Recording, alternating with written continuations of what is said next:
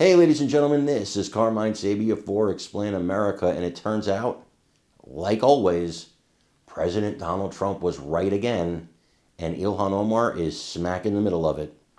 Before we get started, please make sure you like, comment, share, and subscribe. Those little things really help us out, and they help our channel continue to grow. Our nation is a nation of immigrants. You hear this often from Democrats, and it's a true statement. All of us, save for the Native Americans, were brought here by somebody who was not native to this land. Now, some people, unfortunately, were brought during slavery. Some people, like my ancestors, came here of their own volition. Most people came here of their own volition. And what happened was, when those people were brought here or came here, it was a transactional relationship. We're going to give you the land of opportunity. You can make of it what you can make of it. But the reason you're coming here and the reason we're letting you in is because we have a nation to build. Well, that nation's built now. And a lot of people who are coming here are coming to take from the sweat equity that your ancestors and my ancestors actually used to build this country. They're looking to take, they're looking to live off the system. Not all, most immigrants, hardworking people, still to this day.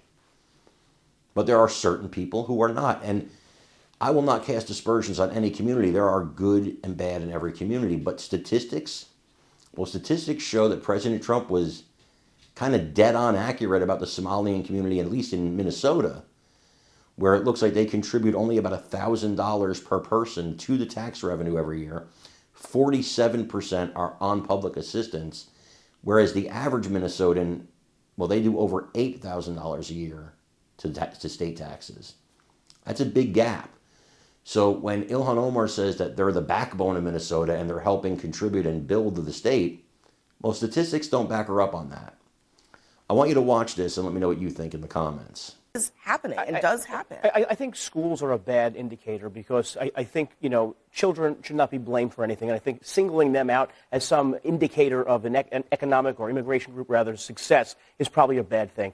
But in this rush to defend the Somali settlement, right, in the past couple of weeks, in the rush to defend sort of the Somalis in the wake of the scandal about the fraud, right, there were some people out there saying the Somalis contribute $67 million in taxes to the state of Minnesota, right?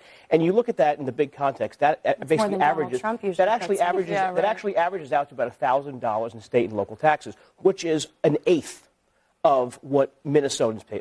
Minnesotans pay about $8,000 per person in taxes.